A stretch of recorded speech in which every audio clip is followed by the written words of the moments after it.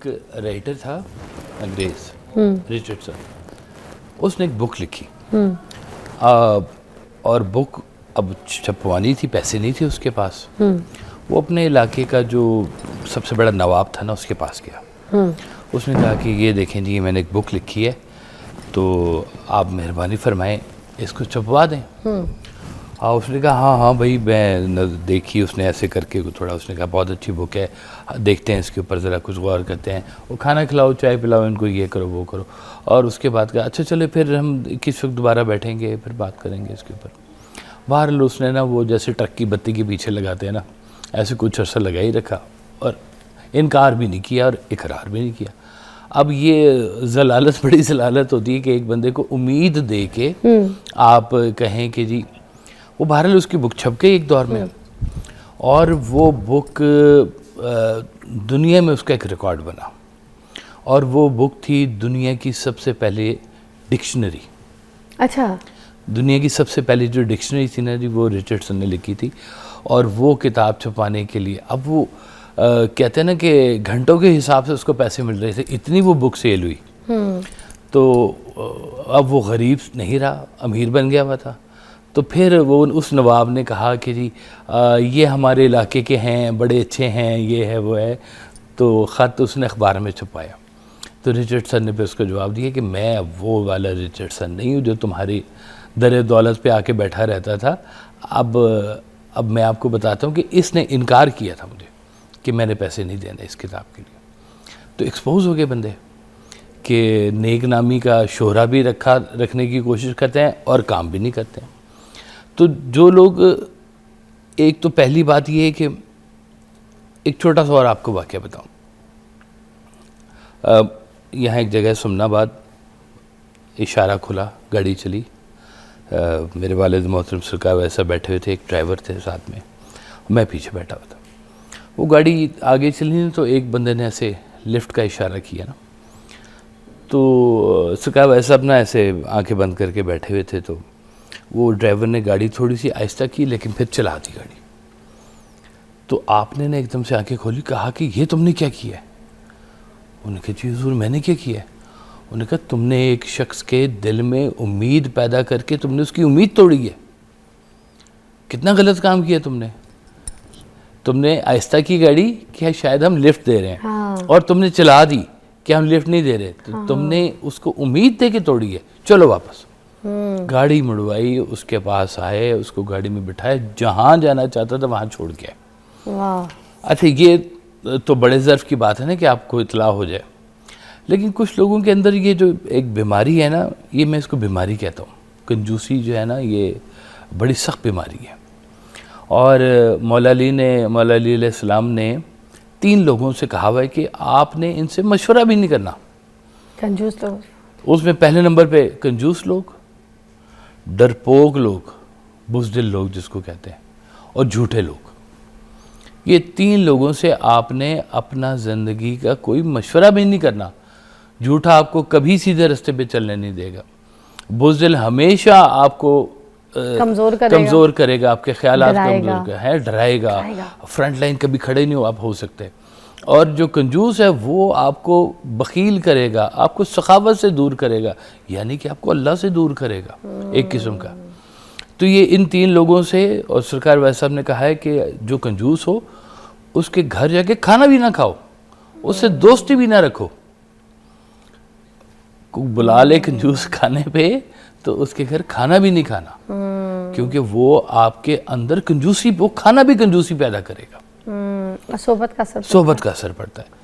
तो ये तो बड़े बुजुर्गों से ये बात चलती आ रही है कि काशिफ साहब, जैसे हम गाड़ियों में, जब कभी बड़ी गाड़ियों में बैठ रहे होते हैं, कुछ चौकीदार होते हैं, किसी के घर मिलने गए, किसी का गार्ड, किसी का चौकीदार, या कोई बैंक वगैरह में जब हम बाहर निकलते हैं तो वहाँ पे जो गार्ड्स वगैरह खड़े होते हैं, वो भले आपका अपना ड्राइवर हो, अपने साथ अपनी टीम हो, फिर भी वो आके आपके लिए दरवाज़ा खोल के आपको बिठा रहे होते हैं। ऐसे ही है जी, दरवाज़ा खोल के इज़्ज़त दे रहे होते हैं। वो कहते हैं ना, हम इज़्ज़त के भूखे हैं।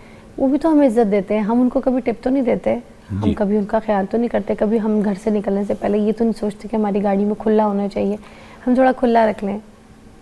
50-60 नहीं 100, रखने कुछ चाहिए, भी अगर उनको बिल्कुल अपनी औसत रखने के हिसाब चाहिए। से अगर उनको दे दो, आप उनके मांगे बगैर। वैसे ही अब दिन वो का एंड में भी आगाज़ आपको ना- पता है ना, वो यूँ खड़े होते हैं। जी हाँ बिल्कुल। ठीक है, हम अब हमारे दिमाग में ये चीज़ चल रही होती है कि भाई अगर हम इस जगह पे आए या फिर ये जो जिस घर में भी आए तो इनका चौकीदार है, ये जी इनको हाँ। दे तो रहा है सैलरी, इसका काम है, तो भाई इसका काम है दरवाज़ा खोलना, ये करना जो भी, मगर आपकी गाड़ी तक आके चल के आपको अगर कोई दरवाज़ा खोल के दे रहा है, अगर आप उसको थोड़ी सी इज्जत में वापस टिप दे देंगे तो वो बुराई तो कोई नहीं है। कोई बुराई नहीं, है ही अच्छा तो ही। ये तरबियत हमें थोड़ी सी देनी तो चाहिए मैं कि आपको बताऊं कि जब आप सुबह घर से निकला करें ना, तो ये फैसला करके निकला करें कि आज मेरा अल्लाह के साथ क्या कनेक्शन कैसे बिल्ड होना है।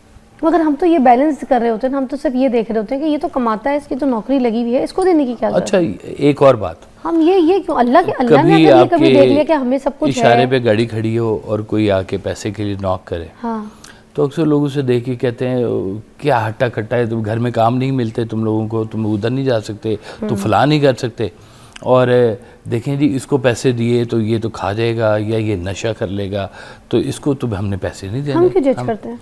एग्जैक्टली हम नहीं जज करने वाले। सरकार वासब कहते थे कि अगर चलो तुम इसे पेशा भी समझ लो कि ये इनका पेशा है, गदागरी है, तो पेशे में भी सबसे घटिया पेशा है कि हाथ उठा के पैसे मांगना। क्या बात है, क्या बात है। अगर सबसे ये घटिया पेशा है तो चलो तब भी तुम इतना रिस्पेक्ट कर लो कि इस पेशे को तुम निकाल दो अपने हाथ से। क्या बात है।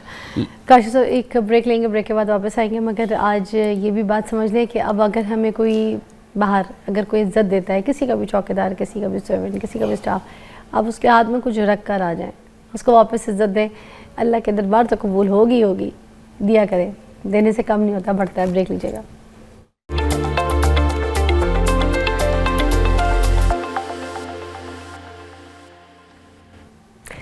अच्छा, हम ऐसे कंजूस होते हैं कि हमारे इर्द गिर्द मोहल्ले में बहुत से अगर कोई लोग हैं, कोई ऐसे करीब हैं, और कोई किसी के घर का स्टाफ है, मगर कोई आपके बच्चों के साथ बाहर निकलो तो खेलता कूदता है, मोस्टली होता है, आपको पता है, किसी के घर के स्टाफ, वो छोटे बच्चे अपने लेकर आते हैं तो उनके भी स्टाफ आपके बच्चों के साथ खेल रहे होते हैं, है ना? तो हम अपने स्टाफ को तो दे देते हैं चीज़ें, कोई टिप कराना हो, कोई कुछ देना हो, मगर जो और मोहल्ले के इर्द गिर्द के जो लोग होते हैं, जिनकी कोई काम वाली हो, कोई इसके स्टाफ की बच्चियों के साथ के, उनको कभी कुछ नहीं ला के देंगे, ना कभी उनके लिए सोचेंगे, ना कभी उनके हाथ में पैसा पकड़ाएंगे, या फिर अगर घर के अंदर बर्तन लेके जाएंगे कि आप बाजी को दे दें, तो कभी ये नहीं देखेंगे कि यही बच्चियाँ हमारे बच्चों को भी संभाल ली होती हैं, खेल ली होती हैं, तो इनको भी दे दें कि बेटा ये तुम्हारे लिए लेकर आई हूँ, ये तुम्हारा है, ये बाजी का है। हम कभी ऐसे हिसाब नहीं करते हैं। आप इन लोगों के मिजाज देखें जो ये नहीं करते, ये लोग सिर्फ बाहर नहीं, ये अंदर भी ऐसे हैं। जो खुले मिजाज के लोग हैं ना, वो घर में भी खुले होते हैं, खुले दिल से लोगों को बुलाते हैं, खुले दिल से मेहमान नवाजियाँ करते हैं, जहाँ जाएंगे उनके नौकर को भी कोई टिप दे के आएंगे, अगर जेब में पैसे ना हो तो कम से कम शाबाश की एक थापी लगा के आएंगे। हाँ, ये देखें, ये बात भी, ये भी तो इम्पोर्टेंट है। चलो आप नहीं दे सकते, आप कंजूस हो, मगर कि ये जो शाबाशी, ये भी पैसे से बहुत बड़ी कीमती होती है, एप्रिसिएशन है ये, उसके लिए इज्जत है, असल में इज्जत की बुक है, असल में इज्जत की बुक है। मैं इधर मेरे ख्याल एक मुद्दत से आ रहा हूँ, गेट पे जितने भी खड़े हुए होते हैं ना, वो मुझे रोज़ आके सलाम भी करते हैं, मेरे साथ खड़े होकर गपशप भी लगाते हैं, तो मैं इनके साथ एक ताल्लुक़ बन गया हुआ मेरा। जितने आपके स्टाफ के यहाँ लोग काम करते हैं, कि हमारा कोई पैसों का लेन देन थोड़ी है। सर आप मुझे बताएं, आप उनकी बात कर रहे हैं, मैं तो यहाँ पे एग्जांपल आपकी भी देना चाहूँगी कि आप साहिब हैसियत हैं, साहिब इल्म हैं, ख़ानदानी हैं, कभी कोई पैसों की बात आपके साथ हमारा सिलसिला है ऐसा, मगर आप क्यों आते हैं? इज्जत। जी हम बिल्कुल ठीक है, यहाँ पे आपको इज्जत मिलती है, आपको प्यार मिलता है, आपको पता है बच्चे मेरी सुनते हैं, ये बच्चे मेरी बैठ के सुनेंगे, फिर मैं कुछ सिखा के जाऊँगा, तो इन बच्चों को भी कुछ सिखा के जाऊंगा। आप आते हैं इसलिए आप सारे सुन रहे होते हैं, आपको बैठ ऐसे ही है। बिल्कुल ठीक बात है, हम सारे एक्साइटेड होते हैं। काशिफ साहब एक दिन अम्मा जी कहती मेरी, कहती तू जरा